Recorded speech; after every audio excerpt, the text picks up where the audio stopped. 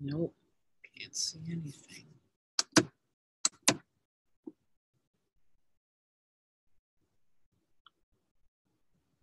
All right, fantastic. We're recording. Just turn up the volume. And I apologize that the, maybe that's a little better. No, I don't know. I am in a car. And the reason I'm in a car is that I was accompanying my my spirit-guided fitness partner, who is also my life partner, to a doctor's appointment. And I live on the island of Martha's Vineyard. So I couldn't get on a boat and get back to my home to do this webinar in time. So I am just still on the mainland, and I'm going to do the webinar and then get on a boat and go back to my home. So that's the story. But that's just the logistic story. The real story is that my partner, my life partner, my spirit-guided fitness partner, is in the midst of some really fantastic health challenges. And he's going to join us on the webinar. He just went and got us some soup. And I'll introduce him in just a moment. Thanks, sweetheart. You can just put that right there. I'm not going to touch it until afterwards. Thank you so much. So we just started the webinar, and if you want to say hi to everybody, you can just throw your little face in there for a second.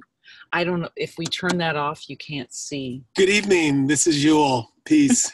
Okay, so that's my spirit-guided fitness partner and my life partner. Oh, look at, hi Tracy. Thanks, Tracy. Awesome. Yes, both of us. So,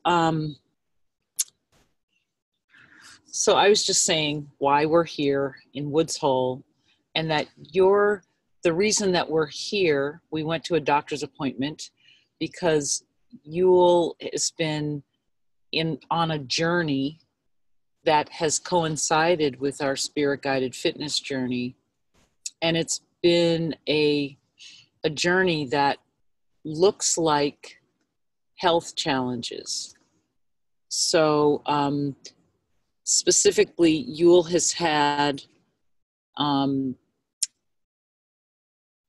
prostate cancer, and they found lesions on his brain. So we just came from the brain surgeon, which is kind of far out just in and of itself.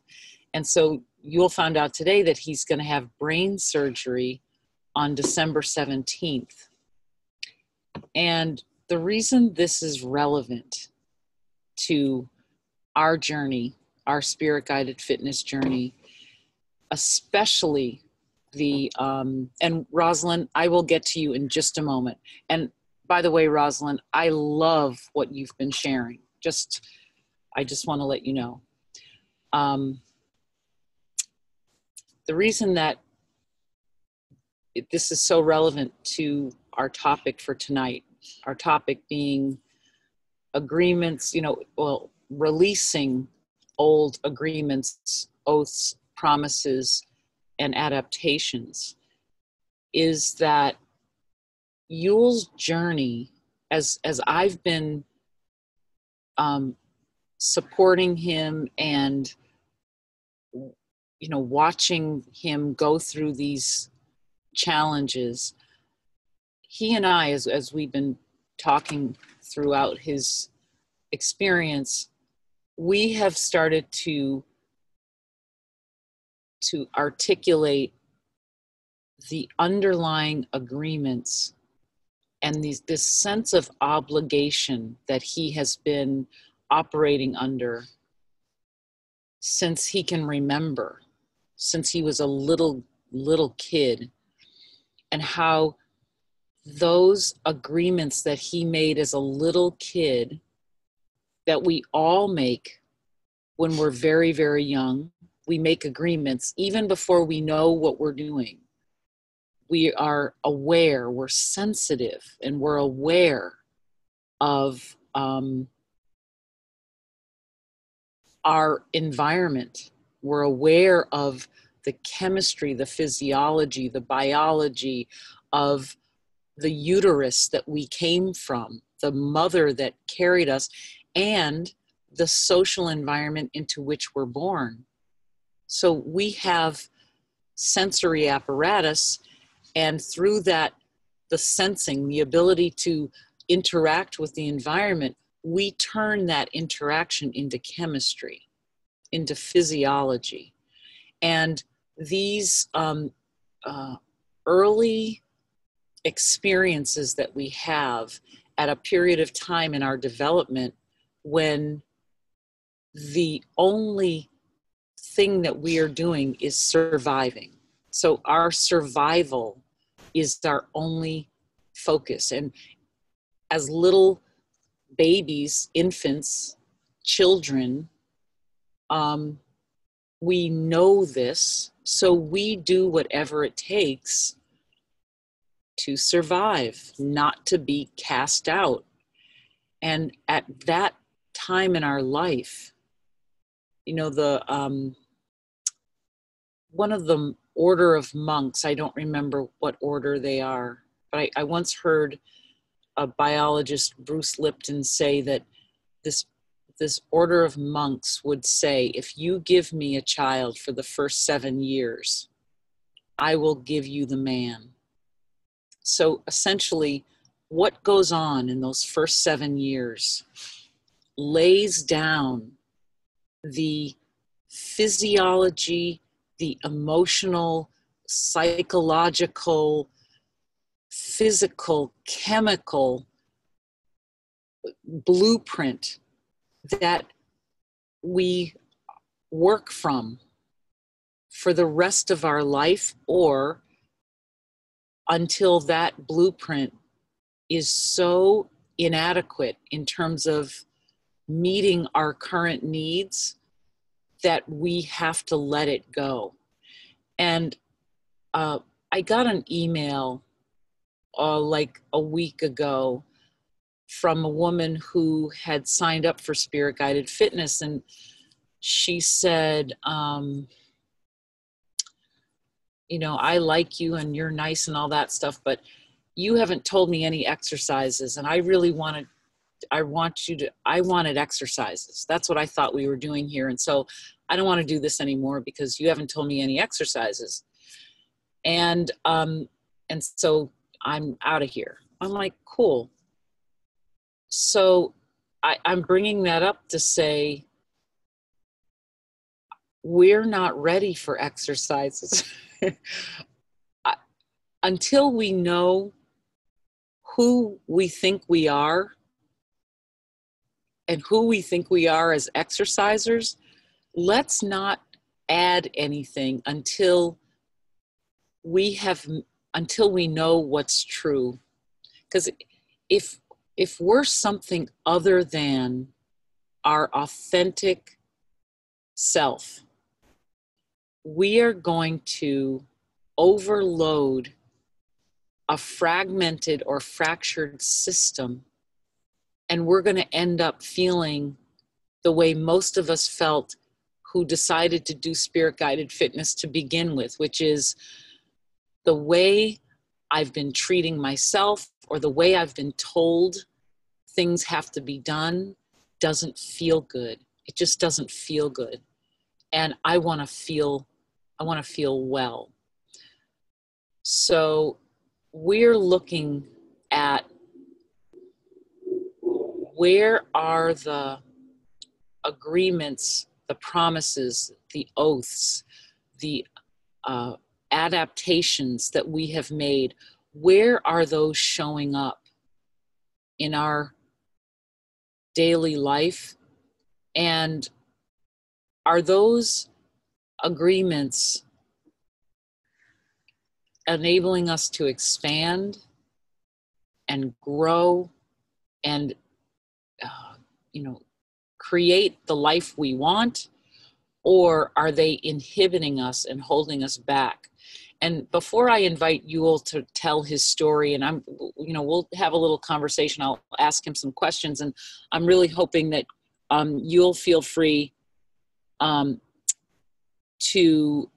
ask questions.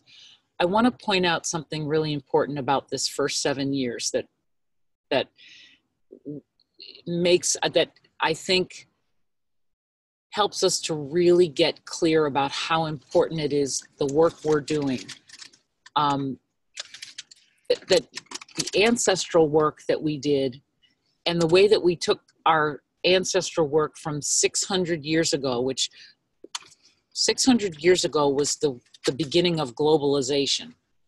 About 600 years ago was when Europeans started leaving Europe and going into all these other countries, and people started mixing together. All these continents that were separated by large bodies of water were overcome. People started to be able to transmigrate the globe. So 600 years ago, globalization began, and we began this process of moving around and human interaction.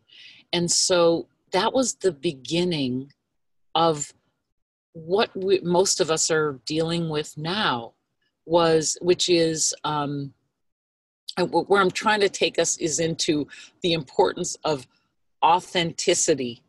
And so our ancestors all went through periods in which they were not allowed to be who they were. They had to make huge adaptations in order to survive, either being conquered by people coming from elsewhere or being the ones who were doing the conquering. That all the questions that we asked each of those ancestral generations: what was your food security? What was your predominant nervous system, sense of your nervous system? Were you in community, tribe, and clan, or were you isolated?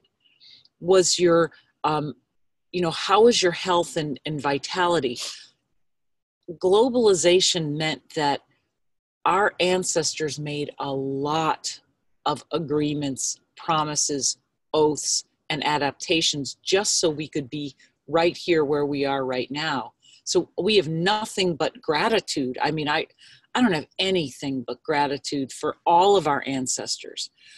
But what shows up in our lives as health challenges and emotional challenges are outmoded agreements. These are things that we're still carrying that are not serving us. And before Ewell steps in, the thing I really want to share is the word authenticity. So what most of us had to relinquish in order to be included in our family, in our clan, in our tribe, in our community, in our country, was our authenticity. Most of us had to suppress our natural inclinations. Starting as babies, we sensed what was going on. If mom was really, really stressed, we suppressed our own natural wanting to ask and demand and be ourselves, and we turned ourselves into whatever we needed to be in order to survive. That's what we did. And all the authenticity that we've repressed keeps it bothers us. We have to continue the swallowing down of our truth in order not to be thrown out. And it shows up differently in different people, and it's not always the authenticity, but it's almost always some version of that that is causing us to feel out of balance. I looked up obituaries, and I was looking up obituaries on the breast cancer awareness site. And I was drawn to obituaries of politicians' wives. And what I saw was that the politicians' wives who died of breast cancer were always described as people who were totally selfless. Even after their diagnosis, they never quit helping, campaigning. They never complained. They did whatever it took. They were stoic. They were they were described as like super people. And it just got me to thinking, like, what's up with that? What is it that they weren't saying? What did they decide? I can't complain. I can't demand. I can't be myself. I'm not saying specifically that that's what they said to themselves, but I'm just bringing that up because I'm interested in all of us using the information that we got from our ancestors and delving deeply into how our families of origin, our moms and dads and aunts and uncles and brothers and sisters and grandmothers and grandfathers, how all of that, how we adapted to all of that and how that's showing up in our lives right now. So now we're going to get Ewell Hopkins in. I'm going to get in the back so I can he's be positioned. He's going to sit in the back seat so you can see him. So, yeah, talk about authenticity. You know, this is this is about as authentic as it gets. That, you know, so we went through a whole. I hope you can see. Okay, we went through a lot of emotions today, and I think I realized I had no idea that we were going to hear a doctor say, you're being scheduled for brain surgery. I didn't realize that was what our day was going to contain. I think you actually felt that, right? Yeah, I did. Anyway, so Ewell, could you just give a little, just talk to us about what you and I have been learning about the sense of obligation that you have felt, and where did it come from? And I would love for you to share the story about that little boy who thought he always felt like he was going to fail the exam. So can you just share a little bit, maybe start with that story, just share your... I guess the big thing that really resonates with me is that none of this is disconnected from itself. It's all one continuum. When I think about emotions and I think about how I've driven myself to be focused and accomplished, it's been at a very large expense, emotional expense, of what I've not felt or what I've not been willing to feel. And the story that Kimberly's referring to is that I've had a reoccurring dream my whole life of not being prepared, to walking into a situation to be scrutinized, whether it be an exam, going to school on Monday, having not done the homework all weekend. But it's that letting others down and not being able to accomplish the task at hand that someone else defined as the task at hand. And I even went into a profession selling advanced enterprise-wide technology solutions of always being scrutinized by an arbitrary measure. I mean, we would set a sales goal at the beginning of the year. What was that based on? Very rarely did anyone understand. It was just you were either successful or you were a failure if you didn't hit that number at the end of the year, if you didn't hit that quarterly number. So, I voluntarily went into a situation where, again, that reoccurring dream of, are you good enough? Have you succeeded? Have you been successful is always there. And I realized one of the things that I always really held on to was my physical strength, my ability to perform athletically above others and to be healthy and to feel good and to see a mile ahead of myself, etc. And turning 59 has been a real challenge because my body has told me it's not 20 anymore, it's not 30, it's not 40. And as I started to work with my doctor to kind of just be brave enough to understand what I was dealing with, I realized that I had a lot of symptoms of pressure. I don't really think my physical specifics are that important in this conversation, but hypertension, an enlarged gland of the prostate, now lesions that are affecting my optic nerve, which is another pressure thing. I just see this pattern of pressure and compression and the lack of metabolizing toxins in my system and flushing them out. And it all starts with emotion.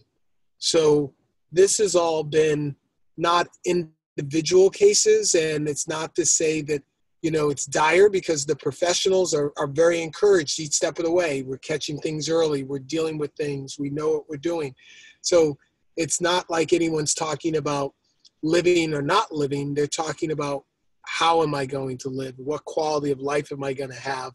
And am I going to see the pattern in all this and address it, or just think that the modern marvels of medicine are going to continue to hold me together? So it's not like something you can run away from. And I've learned that, and I've just been trying, as Kimberly says, to waller in those fears so that I can understand them, I can metabolize them, and I can move through them instead of trying to close my eyes and hope they're not there. So Ewell, how have you made agreements and kept obligation in ways that hasn't worked for you? I want you to kind of spell that out, because our conversations actually started when you had a conversation with your therapist. Actually, it started before that with your ancestral work. So Ewell started reading this book called My Grandmother's Hands, and it was written by a Black therapist who does a lot with ancestral work. And basically, he was saying that it's a book for everyone, but white, black, and blue. White, black, and blue, he wrote it for law enforcement, for people who are white, whatever that means, and then people who are Black, whatever that means. And Ewell started to realize, and this was before the health challenges actually started, he started to realize that he was walking around feeling like a slave on an auction block. And some of you have shared your the insights you got from your ancestors, and they have a similar intensity, like, that quality of like, holy smokes, this is what the energy that has been around me. I mean, imagine realizing that you have been behaving as if you're still a slave, and that your interactions with business people and with your parents and with people in the community has been as if you're trying to have them appraise you and deem you worthy. And that's basically what Ewell started to realize, was like, oh my God. And I translate that a little bit, everything Kimberly said, but the way it manifests with me was the idea of understanding how I feel or who I am or what I believe was never as important as figuring out, how do I fit into a system? How do I fit into a structure? What's my role in this organization? What's my role in this hierarchy? Never whether or not this hierarchy or this organization really jived with who I was and where I wanted to be. It was driven by obligation, duty, and what impression it would have on those that mattered to me. And then I tried to conform. So it was conformity to playing a role. Even if I didn't really believe that it was to my fullest and utmost ability, value to offer, I played the role that was presented or offered to me. And that speaks to the authenticity. So what Ewell and I began to see clearly is that he had made a bargain. And the bargain was, I won't be my actual self so that I can fit in and be accepted, so that I will survive, so that I can feed my family. I will cut off parts of myself so that I won't be thrown out. And as we started to, as this started to become not something unconscious or happening under the table, as we started to actually talk about it in all of the dimensions that it took, like, why did he make this bargain to begin with? Well, because when he was growing up, he was a little black kid in a town where there weren't any other little black kids. And in order to just grow up, he didn't feel safe being himself. And he even got messages from the people who loved him. If you don't want to get lynched, you can't make waves. You gotta fit in here. I don't care what you gotta do, but you gotta fit in. And because he never brought his whole self to the table, he started knowing that at some point he was going to be asked something and he wouldn't have the answer. He wouldn't have the answer because he wasn't able to access his whole self. So he was showing up as a fragment of himself, never feeling fully prepared because he never allowed himself to be his whole self. And over the decades, he kept trying to, make do, fit in, get by, be liked, be accepted, until he reached this moment where he could no longer, it just stopped working. He couldn't, the cost to his energy of being inauthentic began to show up in physical symptoms. And what we're realizing, and I'll let you share how it's happening for you, but what I realize is that our energy is all that matters, like how we feel, not what we do. That's why exercise is premature. Feeling is the main focus of our work together. We are here to support each other in becoming masterful, skillful, feeling beings. And the better we get, and that's why having a partner, somebody you can share this with, as things unfold, as you start to have insights, as you start to realize, holy smokes, I've been telling myself this thing for my whole life and never realized it. That is gold, because every time we detect something that has diminished our energy, our authenticity, we are building our energy body. And as you build your energy body, the things that you were trying to do through exercise, your metabolism, your health, your wellness, your vitality, as you build your energy body, those things naturally improve and you start to have more fun. And as you have more fun, you start doing things, and later you scratch your head and like, oh yeah, that was exercise, wasn't it? It wasn't, you were just having fun. All things start to flow and work together, and suddenly it's not a chore. It's not something that you do separately. It's the deep breathing that you take as you knit one purl two, knitting a sweater. It's the enjoyment that you have squatting 300 times as you clip the flowers in your garden.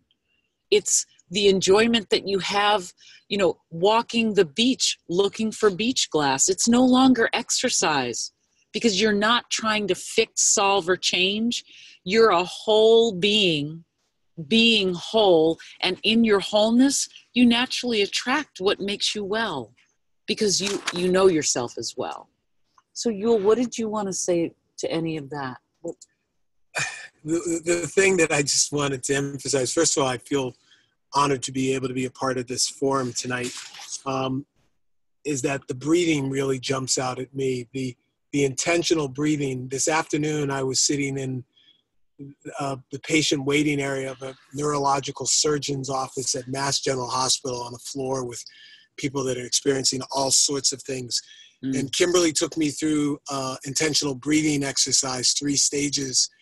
And when they checked my vitals before I went in, my blood pressure was great. My pulse was calm. My oxygen level was like 99%. They said, your vitals are awesome. And I was like, the only reason they're not through the charts in this moment is because of that intentional breathing, that focus that we're doing, the understanding that, again, as I started off, you can't segment all this. This isn't something you do for 20 minutes and then you go back to your average day life. I find myself throughout the day now practicing intentional breathing, and I'm amazed at, I used to think I could only feel that sense of calm and relief when I hugged someone I loved. And I'm finding that intentional breathing, actually, I can't say it's the same thing, but it's approaching that centering and calming that I can do. And it's empowering to know that just by doing breathing practices after being coached by someone like Kimberly has just helped me tremendously, because I can't outrun this thing. I can't outsmart this thing. I can't out-accomplish this thing. And everything in life so far that has been a challenge to me, I've tried to accomplish, outrun, outpace in some way, outperform. And this is something I have to be with. And I'm at fighting weight. The irony is I've lost a lot of weight, and I think it's great. I'm still heavier than I was in college, but I'm a lot lighter than I was at my max. And I was carrying a lot of blubber that I didn't need. And I go to the gym, but I'm not neurotic about it. I walk every day. Mm-hmm. Thanks, Kimberly. I love you so much, sweetheart. I'm just going to sit back. Okay. So the breath practice that we did in the waiting room, the neurology waiting room, good, have your dinner because you're probably starved, was the breath practice that we do, the deep, soft, delicious breath. And because I know him well, I gave him each layer of that breath, I gave it to him as a challenge. So I said to him, because he was, and understandably, we're on the floor, we're on the 9th floor of the Yawkey building at Mass General. And I actually took a photograph of, in the elevator, they tell you what happens on each floor of this building, because this building is the serious building where really serious stuff happens. Every floor had the name cancer in it. Certain cancer on this floor, the other cancer on the, so when I got in that elevator, I was like, okay, they sent us to the serious building where intense stuff is going on. So Ewell gets into the waiting room, and you're seeing people with masks over their face, people in wheelchairs, people who, it was intense. So he started to get upset. And so I gave him the challenge. The first challenge I gave him was to take 10 breaths where he focused on deepening the breath. So I knew that for him, he likes the idea of a challenge, so I told him that. So he took the 10 deep breaths, and then I said, okay, your second challenge, I want you to take 8 breaths where you breathe in your heart, through the front of your heart, and you exhale through the back of your heart into this chair that he was sitting in. And I could see as he moved from the deep breath to the softening breath, I could see his energy starting to settle. He started to calm down. And then the final challenge, I asked him to take 6 breaths in which he found something that he could focus on that just brought that delicious, joyful, peaceful, happy feeling into his system. And I asked him to close his eyes. So he closed his eyes, and I could just feel and see that he settled down. And then when he opened his eyes, he shared that the thing he focused on was one of the trips we went on together to Hawaii when we first were married, and how we rented this Jeep and how it rained, and the rain was so warm. We just enjoyed being rained on. It was just, and it was fun to remember that together. So that deep, soft, delicious breath, which in case you haven't seen it, I sent a standalone meditation of just that breath practice so that you don't have to like wade through the webinar looking for it, and you can just practice it any time. That breath practice is the evolution of the species. You know, that's how we access spirit. That's how we shift the nervous system from fight, flight, freeze, which is what Ewell was experiencing in that waiting room. He wanted to flee or freeze. It was, you know, he wanted to freeze. He said he felt frozen. It enabled him to shift out of that state, which is a chemical state, which we learned that from our ancestors. They've passed it down. And as African Americans, we have spent a lot of time in fight, flight, freeze. In fact, we were talking about the whole nature of the word hypertension, which is high blood pressure. But when you think about it and you break it down, hypertension means you got a lot of tension. That's what hypertension is. And we've been told as Black people that it's genetic, that, you know, that's part of the African descent. People have hypertension. But if you go to Africa, people don't have hypertension. It's not because we're of African descent. It's because we're stressed out, because we're freaking out, because we're not authentic, because we've been told that if you're authentic, you get lynched. And the invitation at this moment in consciousness, and every lineage has a story very similar. None of us came through without enslavement. I don't care what ancestry you have. So I'm speaking about everyone. The story may be a little different, but the energy, that fight, flight, freeze, that if you stand out, you're in trouble. That feeling for African Americans is the reason we die so young, the reason we get so sick, the reason so many of us have hypertension, because we are very tense. And I feel like one of the reasons I was so happy that Ewell is my spirit guided fitness partner and my partner and here on this webinar is that, especially for people of color, we need to hear stories about the reality of health and the reality of our options. We're not stuck. We're here to free ourselves, all of us, to become free, to become authentic, to be able to rest in our authenticity and to feel the joy of that. It's freedom to be who we are, and to realize that when we're who we are, we have access to intelligence, the same intelligence that creates an oak tree from an acorn. The reason acorns turn into oak trees is that they don't sit around saying, if I do this, my mother won't like it.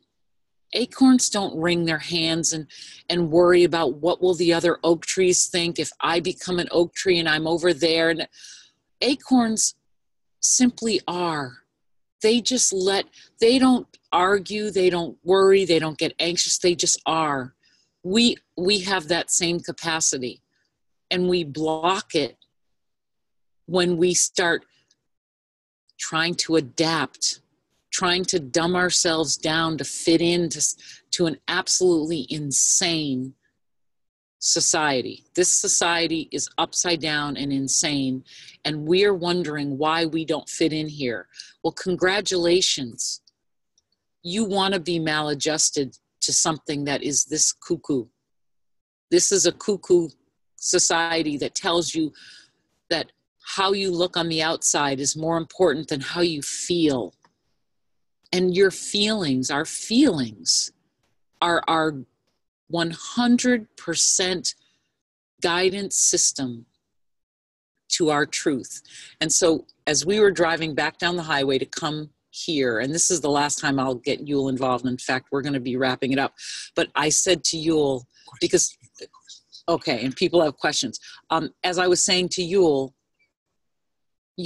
anything that adds to your tension is a no, okay? Because he was saying that all of his challenges have to do with tension.